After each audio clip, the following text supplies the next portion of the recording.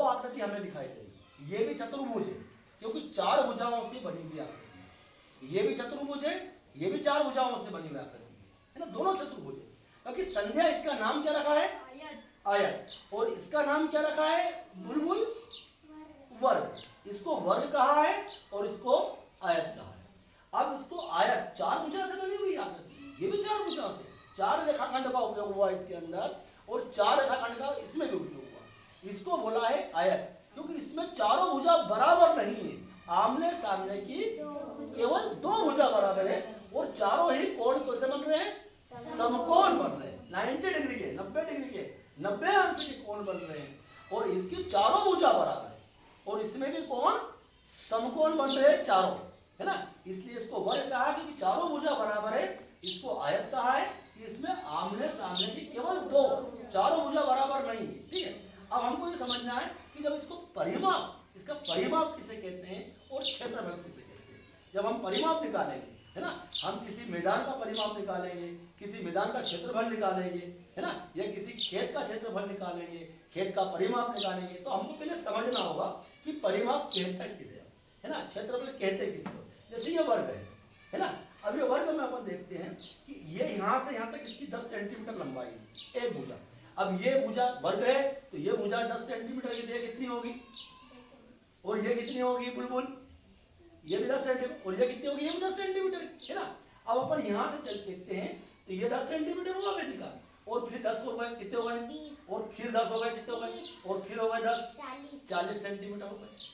तो इसका परिमाप कितना हो गया? 40 सेंटीमीटर। अरे परिमाप किसे बोलते हैं? आसपास की कुल दूरी, है ना। यहां से हम चले और वापस यहां से होके वापस यहाँ आए तो ये आसपास की दूरी की जो आसपास की जो माप निकालते हैं इसके आसपास, वो इस वर्ग का परिमाप कहलाता है ना। ये आयत की देख लो, इसका भी परिमाप निकालना है। अब देखो यहां से हम यहां तक आए, ये 15 सेंटीमीटर चले और यहां से यहां तक 10 सेंटीमीटर है ना। अच्छा ये 15 चले, अब 10 हो गया, अब कितने हो गए? 25 सेंटीमीटर। अब यहां से वापस देखो, हमने तो सोचा था ना, देखा था, सुना है कि जब आयत किसे बोलते हैं? आमने सामने की दो भुजा बराबर हो। अब ये 15 है तो ये कितनी होगी? ये 10 है तो ये कितनी होगी? 10 होगी। अब यहाँ 15 चले और 10 ही हो गए, कितने हो गए? 25 हो गए। अब 15 और चले, कितने हो गए? 40 हो गए, है ना। अब फिर 10 यहाँ से भी अपन गए, 50 हो गए। अब ये 15 और ये 15 कितने हो गए? 30 हो गए और 10 और 10 ये कितने हो गए? 20। तो 10 कितने हो गए? 30 और 20 50। अरे इसके आसपास की कुल दूरी कितनी हो गई? 50। तो आयत का परिमाप कितना निकल गया? 50 सेंटीमीटर, है ना, 50 सेंटीमीटर। तो हमको ये देखना है कि जब हम आयत का या वर्ग का परिमाप निकालते हैं तो ये लंबाई और ये इसकी चौड़ाई, तो लंबाई जो होगी यहाँ पे 15 सेंटीमीटर, तो 15 सेंटीमीटर यहाँ भी होगा। ये चौड़ाई इसकी 10 सेंटीमीटर, तो 10 सेंटीमीटर यहाँ भी होगा। अब यहाँ 15 और यहाँ 15, तो 15 और 15 30 हो गए और 10 यहाँ है तो 10 यहाँ भी हो गए, कितने हो गए? 20। तो 30 और 20 कितने हो गए? 50। अब इसके आसपास की दूरी कितनी हो गई? 50। अरे इसका परिमाप कितना हो गया? 50। ऐसे कैसे अपन क्षेत्रफल निकालते हैं। अब क्षेत्रफल में क्या होता है मालूम है? इसने कितना जगह घेरी है देखना।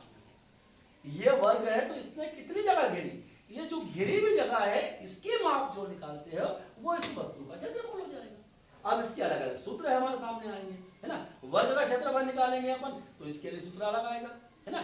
भुजा गुणित भुजा हो जाएगी, जो इसकी भुजा 10 है तो 10 में 10 से गुणा कर देंगे अपन, है ना। और ए से इसका क्षेत्रफल निकालेंगे, इस आयत में कितनी जगह घेरी, जगह कितनी घेरी ये देखना है अपना। तो ये लंबाई और चौड़ाई का हम गुणा कर देंगे। जब लंबाई और चौड़ाई का गुणा हो जाएगा तो इसका क्षेत्रफल निकल जाएगा, ठीक है ना। ए से हमको ये समझना है कि वर्ग और आयत इसका परिमाप किसे कहते हैं और क्षेत्रफल किसे कहते हैं।